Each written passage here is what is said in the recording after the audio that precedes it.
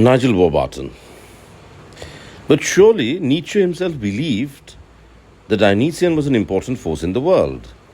He didn't accept the Socratic picture. Ridley. That's exactly right. Nietzsche thought that Schopenhauer and the Greeks had been onto something. That in its innermost nature the world was chaotic and dreadful, and that the pre-Socratic Greeks had found a way of drawing strength from that through their tragedies. Whereas post-Socrates, that sort of reality got denied, and in Nietzsche's view, everything got thinner, robbed of a fundamental primal energy that was stolen along with Dionysius. The end of the birth of tragedy was actually about the rebirth of tragedy or the possibility of the rebirth of tragedy. He thinks that now, he was obviously writing in the late 19th century, but now means modernity in general. He thinks that now it might be possible to have this kind of culture-sustaining art again. The reason for that is that the Socratic worldview, which led in one way or the other to the Christian worldview, is beginning to lose its grip on us. So if the Socratic Christian picture starts to be chipped away, then the Dionysius is on offer again. And we ought in principle to be able to bring off that incredible balance between glimpsing the Dionysian truth while at the same time making life livable through the illusions of Apollo. Warburton. So in that phase of his writing, Nietzsche was certainly treating art as something which made life livable. If we saw the world as it really is, we wouldn't be able to carry on. Ridley. In Nietzsche's view, that's certainly the case. The world is just a meaningless procession of becoming and destruction. There's no sense to it. There's no pattern to it. There's no reason to it.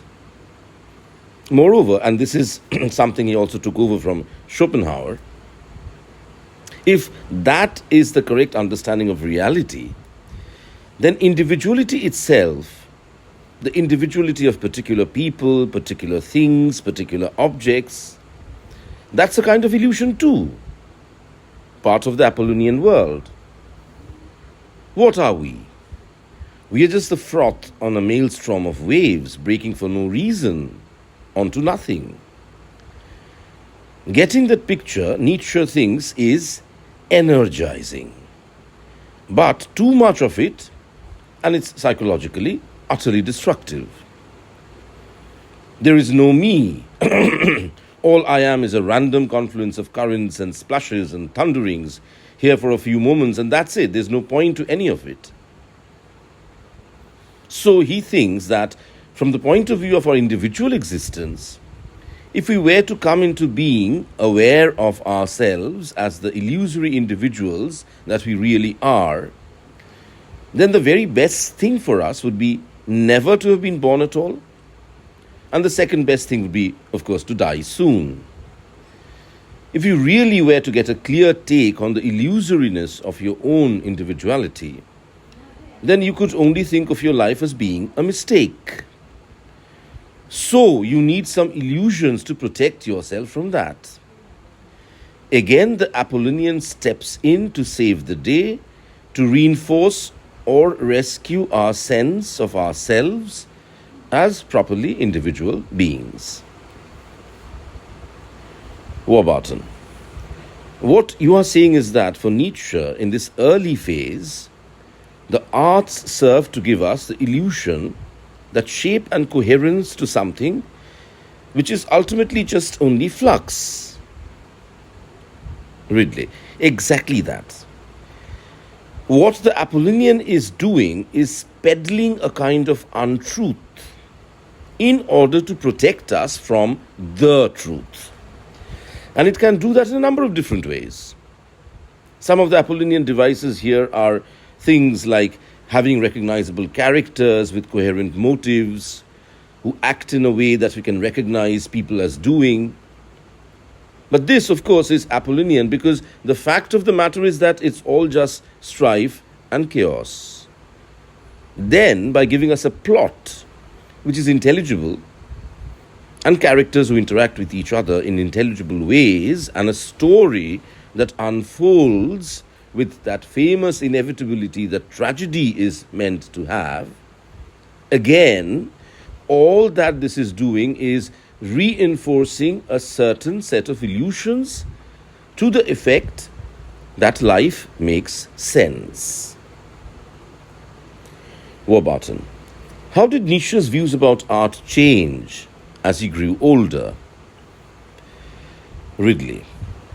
There was a very seismic change shortly after he wrote The Birth of Tragedy. I said that the last sections of The Birth of Tragedy held out the promise that there might be a rebirth of tragedy.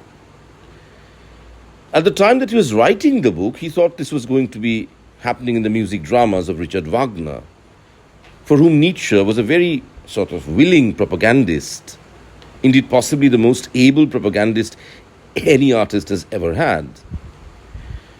Let's remember that The Birth of Tragedy is in part a song of praise to Wagner. Here it is, for the first time since Aeschylus, we have actually got proper art, doing the sort of thing that art ought to be doing. But very shortly after writing The Birth of Tragedy, Nietzsche fell out with Wagner. He became utterly disenchanted and decided that what he thought was a great reborn tragic art form was in fact everything that he hated most about Christianity, only in disguise.